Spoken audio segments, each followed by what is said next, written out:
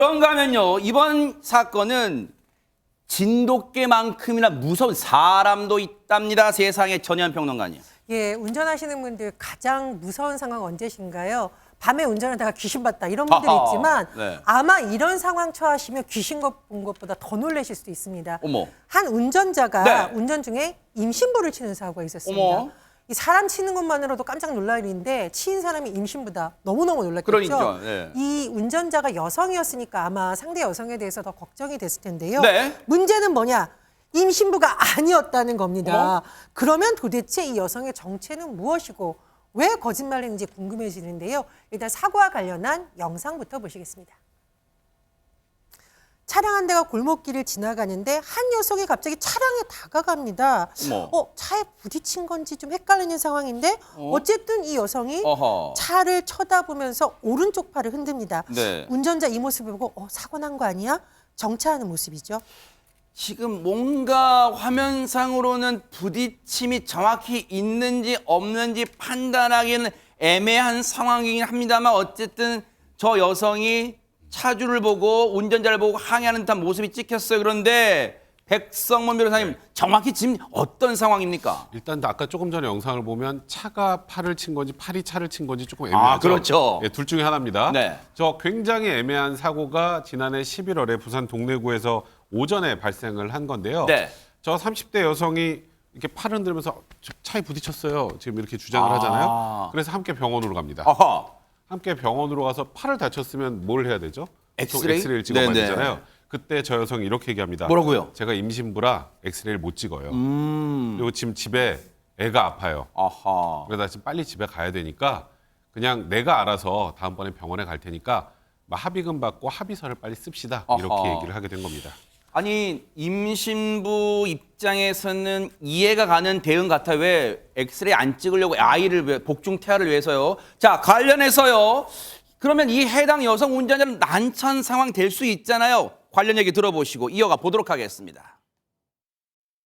의사분께서 이제 엑스레이 찍자고 하니까 자기가 이제 임산부라고 말을 하더라고요. 의사분이 임산부면 이제 엑스레이를 찍을 수가 없으니까 큰 병원을 가야 된다는 식으로 말씀을 하더라고요. 큰 병원을 제가 모셔다 드린다고 같이 가자고 했죠. 집에 아픈 애도 있고 자기가 알아서 병원을 갈 테니까 좀 처리를 하는 식으로 이야기를 하더라고요. 데스크에 있는 하얀색 종이 들고 와가지고 이제 합의서라고 해가지고 몇 월 며칠 몇 시 이렇게 계속 술술술 써내리 가시더라고요. 40만 원 이렇게 자기 은행도 적어주시고 하더라고요. 그래서 제가 바로 병원에서 입금을 하게 됐죠.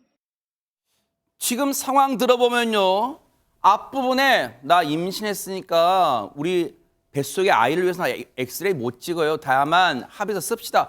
여기까지는 그럴 수 있다 치는데 김수산 리포터 그다음에 합의서를 거의 일필휘리식으로 술술 써내려갔다는 거예요. 그렇습니다. 우리가 살면서 합의서 쓸 일이 사실 별로 없잖아요. 그러니까요. 네, 이렇게 쉽지 않은 일을 즉석에서 바로 종이와 펜을 들고 와서 합의서를 술술술 쓰면서 거짓말도 술술술 했다는 겁니다.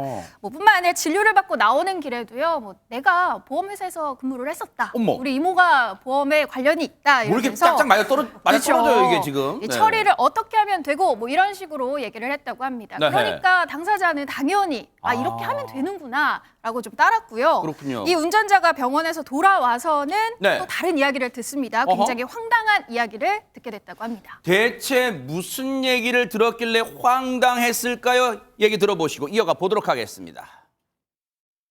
돌아오는 길에 이제 주변의 상가 사장님들이 다 이제 저를 찾으시더라고요. 그래서 이제 무슨 일이냐 하니까 아침에 이제 계속 서성거리던 여자가 있었는데 이상하다 생각했는데 제가 그 여자를 태우고 가는 걸 봐가지고 이상하다 왜 태우고 가지라는 생각이 들었대요. CCTV 이제 그 불 확인을 했고요. 그거를 보고 이제 바로 경찰서로 갔죠. 세상에 주변 상가 상인분들의 결정적 제보를 해주신 셈이네요. 신민석 기자님. 네, 자해공갈 사기꾼이라는 게 드러나는 상황이 있는 건데 근데 재미난 게 네. 주변의 상가분들이 보신 거잖아요. 보신 건 뭘 봤냐면 그 주위를 서성거리던 약간 수상쩍던 여자를 이 자기를 알고 있는 그 다른 매장 사장이 태우고 가는 걸 봤어요. 아하. 근데 문제는 차에 태우고 가는 걸 봤는데 사고 나는 건 본 사람이 없는 거예요. 어머. 보통은 사고가 나면 그러니까 태우고 가는 걸 못 봐도 사고 나는 거는 그렇죠. 보는 그런 경우가 건 많은데 네. 사고가 그러니까 우리도 CCTV 저렇게 보니까 사고 난 걸 아는 거지. 그냥 그렇죠. 봤을 때는 차가 그냥 있다가 태우고 가니까 거의 태우고 찰나의 가는 순간이잖아요. 네네. 네, 태우는 장면 본 거기 때문에 사고 자체가 없었다는 거를 그러니까 너무 입증이 되는 게 주변 사람들이 전혀 보지 못했던 아하. 거였죠. 그리고 사실은 이제 그 병원에 있어 이 이제 주변에 있는 상가 계신 분들이 전화를 했다고 하는데 이분이 이제 너무 그 정황이 없으니까 그렇죠. 전화를 못 받고 하다가 이상하다 싶어가지고 확인해 보니까 이제 그 시체가 드러난 거죠. 그제서야 CCTV를 돌려봤을 때 이 여성 운전자 얼마나 진짜 어이가 없었을까요? 관련해서 경찰 얘기도 들어보시고 이어가 보도록 하겠습니다. 피의자는 결혼하지 않은 처녀로 임산부를 가장했으며 경찰 조사를 받으러 올 때 갈 때조차도 사기 행각을 저지른 것으로 드러났습니다. 아니 이 대목에서 보험 사기인 것도 어처구니가 없는데 손정혜 변호사님 경찰 얘기를 들어보니까 결혼도 안 한 처녀다? 그럼 임신은 어떻게 된 거예요? 미혼이라는 겁니다. 임신도 거짓말이고 처음에 집에 아이 있어서 나 빨리 가야 돼요 라고 한 것도 모두 다 거짓말이고 어머. 임신을 했다고 하면 사람들이 아 임신부는 좀 보호해줘야 되는데 임산부를 쳐서 더 미안한 마음에 합의금을 더 올릴 수도 있을 것이고요. 아하. 또 아까 보신 것처럼 의사가 엑스레이 찍으라고 하는데 거절할 명분이 없잖아요. 근데 임산부는 엑스레이 찍는 걸 꺼려하는 게 있기 아하. 때문에 그걸 악용해서 내가 임산부이기 때문에 엑스레이도 못 찍어요. 빨리 가야 돼요. 그리고 합의금도 적정하게 줘야 돼요. 라고 설득한 게 아닐까 싶고요. 네. 사람이 사람을 쳤다라는 것만으로도 미안하고 황당하고 당황스러운데 더군다나 임산부에 대해서 피해를 야기했다면 더 미안해지는 법이거든요. 아하. 이 점을 악용한 것 같습니다. 근데 백성문 변호사님 네. 앞서 영상 보면요. 일반적인 사람들은 저런 맘 먹지도 못하지만 저 수법이 아주 능숙해요. 일단 아까 이렇게 팔로 이렇게 차를 툭 치는 거 어허. 이게 한두 번 해봐도 되는 게 아닙니다. 아. 그리고 본인을 계속 임신부라 그러잖아요. 네. 그러니까 본인이 범행할 때 어떻게 대응할 것까지 미리 다 준비를 했다면 아. 처음은 당연히 아니고요. 네. 지난 2년 동안 이 여성에게 피해를 본 사람만 무려 103명입니다. 세상에. 그리고 피해금이 한 2,700만 원 정도 되는데 네.